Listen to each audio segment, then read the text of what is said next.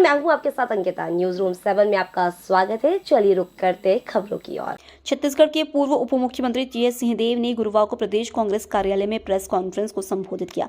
यह press conference देश भर के 12 राज्यों में जीएसटी के मुद्दे पर आयोजित की गई थी। टीएस सिंहदेव ने कहा कि वन नेशन वन टैक्स के नाम पर लागू की गई जीएसटी व्यवस्था अमीरों को फायदा पहुंचाने के लिए बनाई गई है।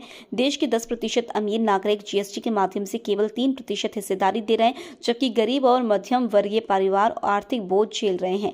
उन्होंने कहा कि जीएसटी रिटर्न व्यापारी खुद ऑनलाइन नहीं भर पा रहे हैं और सीए को पैसा देकर यह काम करवाना पड़ता है। आज भारत में जीएसटी के 9 स्लैब हैं, जबकि इसे 2-3 टैक्स स्लैब में सीमित किया जाना चाहिए। जीएसटी काउंसिल में जो एक सेस पूल बनाया गया था, जो सेस लग रहा है कुछ उपभोग के वस्तुओं पे, उस सेस पूल से उन राज्यों को दिया जाएगा। आज वो भी समाप्त, वो भी बंद कर दिया गया है। अनेकों राज्यों ने मांगा, जो कि कंज्यूमर ओरिएंटेड राज्य नहीं है, जैसे उत्तर प्रदेश और बिहार, बड़ी आबादी है, उपभोग करते हैं बड़ी मात्रा में, उत्पादन तुलनात्मक बहुत कम करते हैं, उनके पास राजस्व के वैट इत्यादि के आमदनी के स्रोत तुलनात्मक कम थे। मध्य प्रदेश उदाहरण के लिए और छत्तीसगढ़ में तुलनात्मक कहीं ज्यादा थे। तो ये राज्यों को नुकसान होता रहा, जिसकी कहीं कोई भरपाई आज अब नहीं हो पा रही। तो इन व्यवस्थाओं के बीच में हमने एक और नई बात सुनी, जहां पहल होनी चाहिए रैशनलाइज्ड और इंटीग्रेटेड टैक्स स्लैब 9 की जगह अधिकतम 2 या 3, अधिकतम।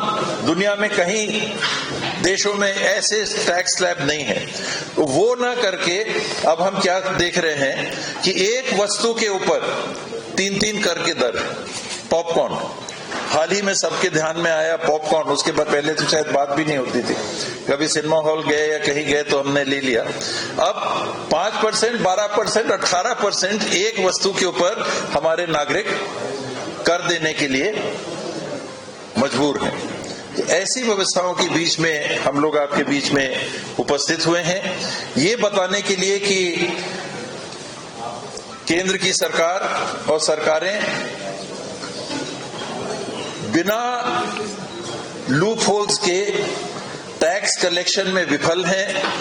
कर की जो चोरियां हो रही हैं और जो चोरियां होती हैं, उनको रोकने के बजाय आम उपभोक्ता के ऊपर कर बढ़ा के और राजस्व वसूली के रास्ते को अपना रही हैं। राजस्व चाहिए, हर राज्य को चाहिए, केंद्र सरकार को भी चाहिए, तभी तो देश में तरक्की जिसे हम कहते हैं, विकास के पैमानों को हम पाएंगे।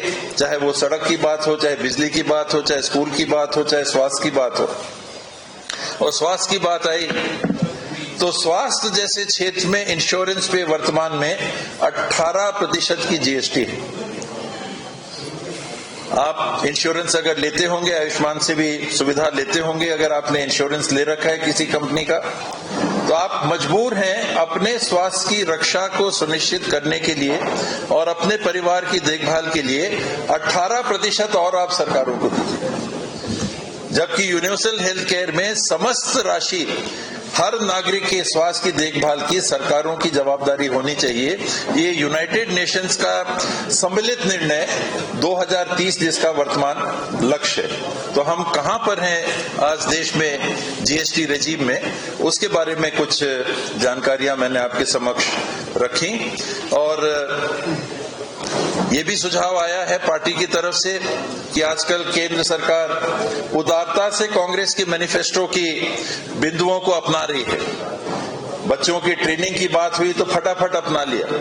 तो हमारा ये भी सुझाव है केंद्र सरकार को कि कृपया जीएसटी का जो कांग्रेस पार्टी के मैनिफेस्टो में प्रावधान रखा गया था, उसको आप अपनाएं और वर्तमान जो व्यवस्था जीएसटी रेजिम की है, जिसमें बहुत ज्यादा कंफ्यूजन है, जिसमें बहुत ज्यादा अव्यवस्थाएं, जिसमें बहुत ज्यादा परेशानियां करदाताओं को, उससे उनको निजात मिले और नागरिकों को एक संतुलित कर दर देना पड़े, जिसमें विशेष करके वो आबादी 50% या 60% की आबादी जो मध्यम वर्ग और जिन्हें हम तुलनात्मक गरीब वर्ग का कहते हैं, वो राहत महसूस कर सके, बेहतर जीवन जी सके। एक बात और आई जो छूट गई थी कि इस दरमियान हमने और आपने देखा कि ये regime of the rich by the rich for the rich क्यों है कि आपने जीएसटी के दायरे में राहत नहीं दी, रेट बढ़ते ही हमको दिखे। पॉपकॉर्न एक हालिया उदाहरण है, लेकिन आपने राहत किसको दी? कॉर्पोरेट टैक्स में 2 लाख करोड़ से ज्यादा की राहत 2019 में केंद्र की सरकार ने उद्योगपतियों को उपलब्ध कराई, जो आज भी विद्यमान है। टैक्स स्लैब कॉर्पोरेट टैक्स का कम करने के कारण आज भी प्रत्येक वर्ष कम से कम केवल दर के अंतर में 2 लाख, अब तो उत्पादन बढ़ा तो 2 लाख करोड़ से ज्यादा भी हो जाएगी वो राशि, उतना का लाभ उधर मिल रहा है।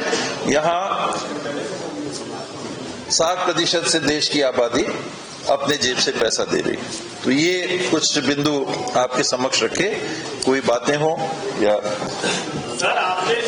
फिलहाल इस बुलेटिन में इतना ही। आप बने रहिए न्यूज रूम 7 के साथ। नमस्कार।